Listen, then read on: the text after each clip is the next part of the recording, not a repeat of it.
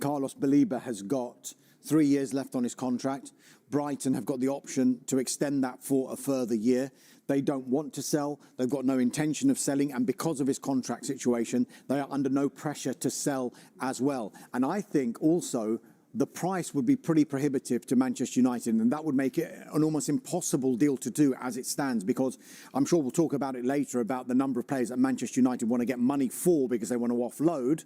But I think Brighton will look at Carlos Baleba and they'll compare him to Moises Caicedo.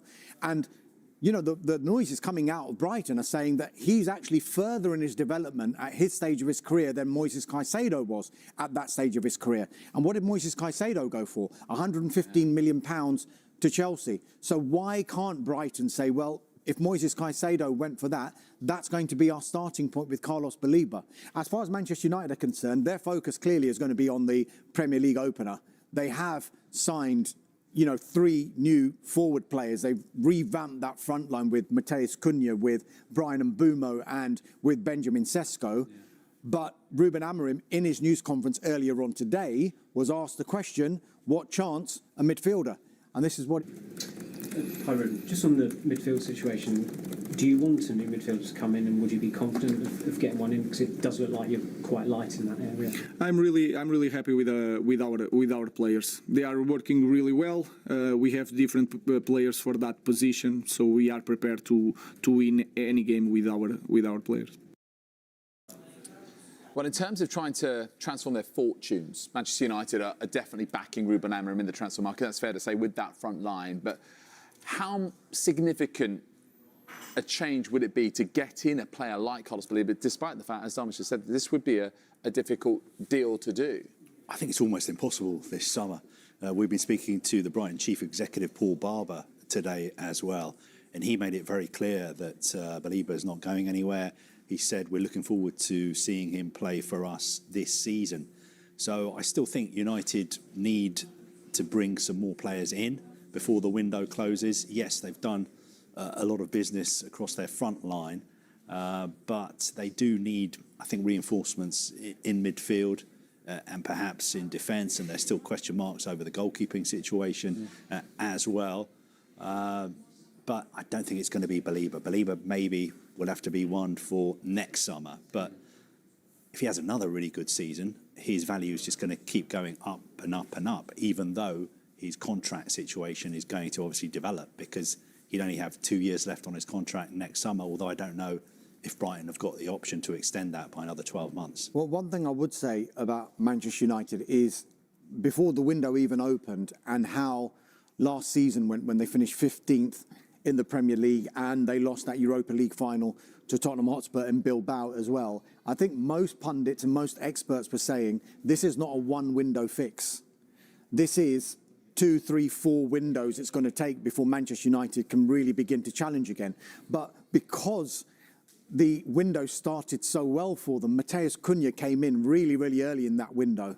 Bryan Mbeumo, there was lots of talk, and even though it was only sorted out a few weeks ago, there was a knowledge that that deal was going to happen. So people were getting pretty excited. Look, Cunha's done, and Mbeumo's done. Oh, can they get a striker? Oh, they've got Sesko.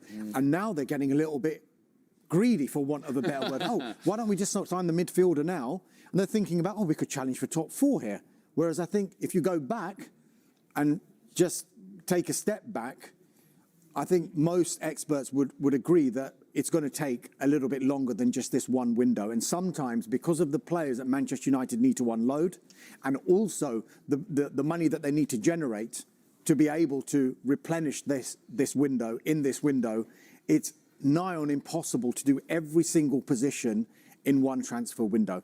Yes, they would love to bring in a midfielder. That's why there is this interest. And one thing I would say about the Baleba interest is because it is out there, and because Manchester United might have explored the conditions of a deal, we know how transfers work. Manchester United and other clubs do not go and express an interest in a player blindly. There must be some sort of encouragement somewhere along the line that maybe the player might think, you know what, I might be open to that move. But that is completely separate here to what Brighton's position would be, because even if Carlos Baleba just say he did want to go to Manchester United, Brighton can just say, well, you're not going anywhere. you've got 3 years left on your contract, we've got a year's option, and if we are to let you go, then it's going to be over £100 million. And people will say, well, you can compare that to the Alexander Isak situation. And so why are people saying, well, it's still potentially going to happen to Liverpool? Because we haven't really heard of any disunity or disharmony with regard to Carlos Baleba at Brighton. No, That's those the are big very difference. distinct in that respect. Yeah, Yeah. that's the big difference. Yeah. I think it's interesting because when you look at the amount of money spent, you know, Liverpool have spent almost £300 million. That's without Isak, if it does happen. Chelsea have spent around £250 million.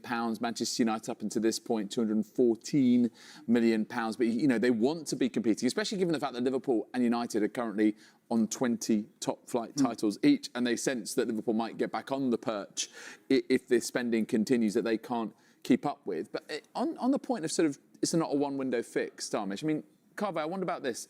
Harry Maguire said in a recent interview that United were mentally weak in the past. And how much do you think that these new signings and then things like, for example, the refreshed training ground might add to a sense of rebirth, renewal at Manchester United to try and change things culturally as well? That sort of wider context piece, I guess.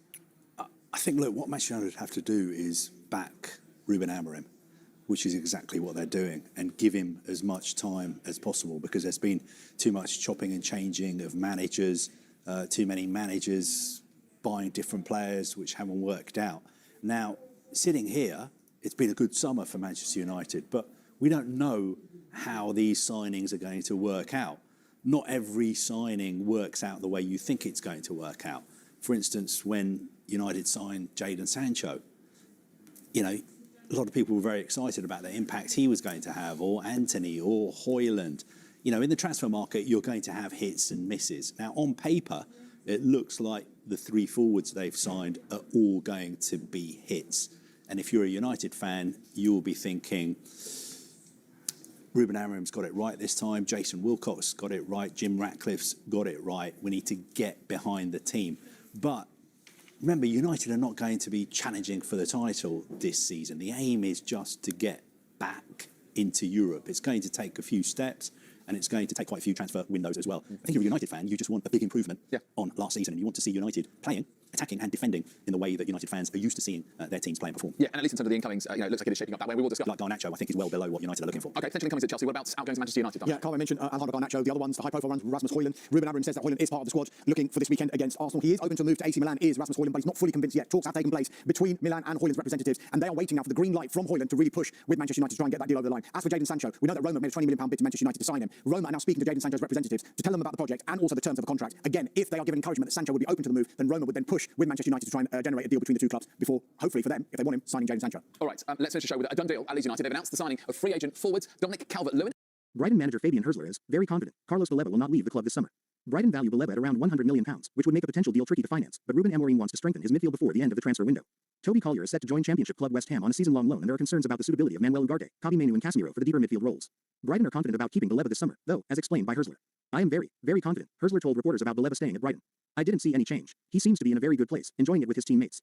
Baleba has missed Brighton's last 4 preseason friendlies with a knee injury, but Herzler confirmed he could start against Fulham this weekend. He is an option to start tomorrow, he said. Amorim has been back with the signings of Mateus Cunha, Brian Mbeumo, Benjamin Sesko and Diego Leon this summer, with United spending close to £200 million in the transfer window. Todo sonho de valsa é feito para você se declarar.